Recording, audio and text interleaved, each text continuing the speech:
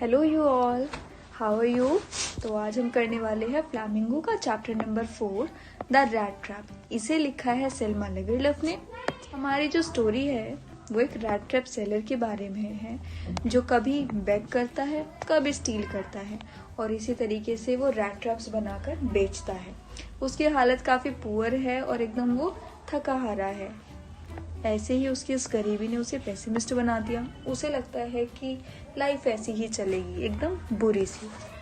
चलते चलते उसे एक फिलॉसफी स्ट्राइक करती है कि कैसे ये वर्ल्ड एक बड़ा सा रैट ट्रैप है और जितनी भी यहाँ पे मनी, रिचेस और हैप्पीनेस है वो चीज़ के टुकड़े की तरह बेट है जो लोगों को ललचाती है। अगर हम उसे टच करेंगे हम इस रैट ट्रैप में फंस जाएंगे और ये हमें कभी भी बाहर निकलने नहीं देगा। वो देखता है कि कैसे बाहर लोग ग्रीडीली इस बेट को पाने के लिए बढ़े जा रहे हैं और एंड में दे ऑल आर मिजरेबल कि उनकी लाइफ पूरी परेशानियों से भरी हुई है। एक कोल्ड इवनिंग को वो शेल्टर लेने के लिए ओल्ड मैन के घर पहुंचता है। वो रिक्वेस्ट करता है। ओल्ड मैन काफ़ी काइंड है और वो इसे रुकने की जगह दे देता है क्योंकि वो अकेला रहता है तो उसे भी कोई कंपनी चाहिए थी। ओल्ड मैन इसके साथ अपना खाना शेयर करता है, इसे टबैको देता है और कार्ड्स भी खेलता है। धीरे धीरे ओल्ड मैन को इस पर कॉन्फिडेंट आने लगता है। वो इसे बताता है कि कैसे इसकी जो काऊ है उसका मिल्क और क्रीम बेचकर वो पैसे बचाता है। पिछले महीने ही ओल्ड मैन ने 30 क्रोनर्स बचाए होते हैं। इसे लगता है कि पेडलर को शायद इस पर यकीन नहीं हो रहा और वो विंडो के पास जाकर अपना पाउच निकालता है और दिखाता है कि देखो ये है वो पैसे मेरे बचाए हुए। अगले दिन दोनों अपने अपने रास्ते निकल जाते हैं, लेकिन आधे घंटे बाद पेडलर फिर से इस ओल्ड मैन के घर के सामने खड़ा हुआ होता है। वो उन पैसों को चुराने आया होता है और फटाफट से विंडो पेन तोड़कर उन पैसों को निकाल लेता है। अब ये बड़ा खुश है। ये सोचता है कि चलो मैंने अब पैसे चुरा लिए, कम से कम मुझे 5-6 दिन काम करने की ज़रूरत नहीं पड़ेगी और बचने ताकि ये पकड़ा ना जाए, पकड़े जाने से बचने के लिए ये हाईवे का रास्ता ना चूज कर जंगल की तरफ मुड़ जाता है क्योंकि जंगल का रास्ता सुनसान है और वहाँ क्रॉफ्टर या फिर कोई पुलिसमैन इसको ढूंढते हुए नहीं आएगा। अब कैसे यहाँ पर दिखाया गया है कि ये अपनी अनअवेयरनेस में इस मेटाफोरिकल रैट ट्रैप में फंस जाता है।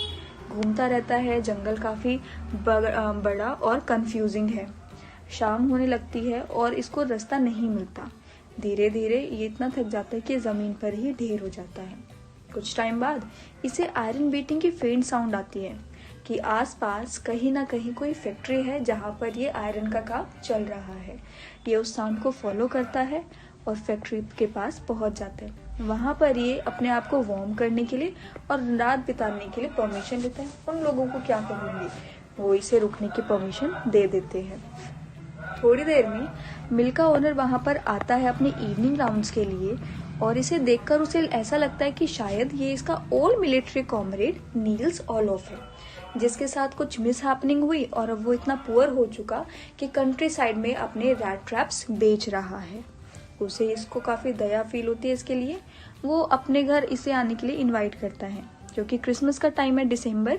बोलता है कि देखो मेरी वाइफ मर चुकी है, मेरे बच्चे फॉरेन रहते हैं, मेरे दोनों बेटे, मेरी बेटी बड़ी बेटी एडला विल्मिंसन और मैं ही अब उस घर में रहते हैं और अगर हम तुम्हें अपने क्रिसमस पार्टी पे इनवाइट करेंगे तो हमें बहुत अच्छा लगेगा। लेकिन पेडलर को अब डर है कि कहीं ये मुझे पुलिस में ना पकड़वा दें, तो वो उसका ऑफर रिजेक्ट कर देता है और बोलता है कि नहीं, मुझे बस फैक्ट्री में रुकने दे।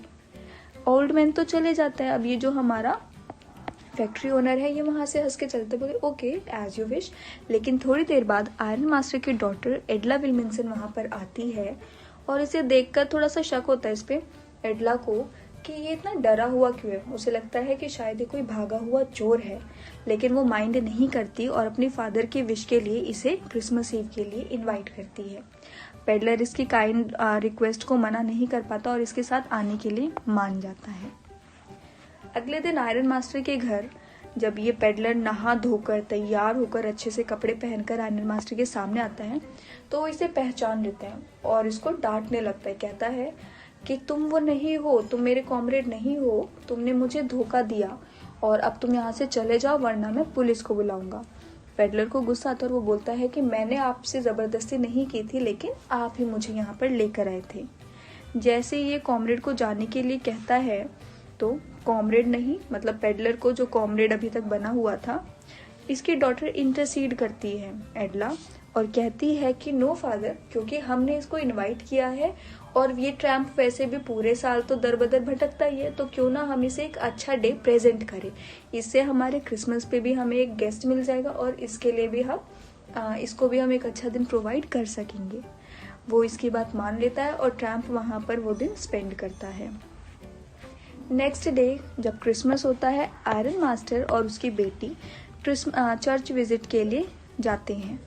वहाँ पर क्योंकि अब कम्युनिटी गैदरिंग है और सब अपनी बातें और आसपास क्या चला सब शेयर करते हैं, तो आयरन मास्टर उसकी डॉटर को पता चलता है कि एक क्रॉफ्टर को किसी रैट ट्रैप सेलर ने लूट लिया और अब वो इधर उधर छुपता फिर रहा है।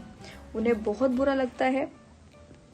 आयरन मास्टर रिपेंट करता है कि कैसे उनके घर में एक चोर शेल्टर लेकर रह रहा होता है और उसे बोलता है एडला को कि देखो तुम्हारी मर्जी थी उसे रोकने की और अब तक तो हमारे घर के सारे सिल्वर स्पून्स भी चोरी हो चुकी होंगी। लेकिन इसके अपोजिट होता क्या है कि जब एडला और आयरन मास्टर घर पहुंचते हैं, वहां पर ये पेडलर हमारा एक गिफ्ट छोड़कर जाता है आयरन मास्टर की डॉटर के लिए, जिसके अंदर वो 30 क्रोनर्स भी होते हैं जो उसने क्रॉफ्टर से चुराए होते हैं और एक लेटर जो नील सोलॉफ के नाम से साइन किया जाता है। लेटर में क्या लिखा होता है? लेटर में पेडलर एडला को प्रेज करता है, उसकी तारीफ करता है कि क्योंकि एडला ने उसे बहुत अच्छे से अपनी काइंडनेस से ट्रीट किया, जिसकी वजह से अब वो थीफ बनकर नहीं रहना चाहता और वो एडला को रिक्वेस्ट करता है कि प्लीज़ आप ओल्ड क्रॉफ्टर को पैसे ये वापस कर दीजिएगा और क्योंकि मुझे तुमने रिस्पेक्ट से ट्रीट किया तो मैं एक चोर की तरह नहीं लेकिन मैं एक कैप्टन की तरह यहाँ से जाना चाहूँगा।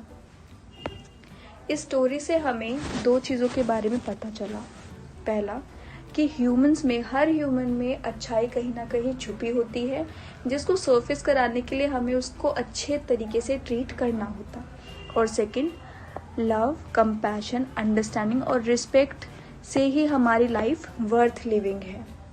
जितने भी ये मटीरियलिस्टिक चीज़ें हैं ये ह्यूमन की लाइफ में एक पार्ट तो है, लेकिन इम्पोर्टेंस हमारी गुडनेस की है जो किसी भी टाइम हम अपनी अच्छाई से अवेकन कर सकते हैं। I hope I help you in understanding this chapter. Thank you.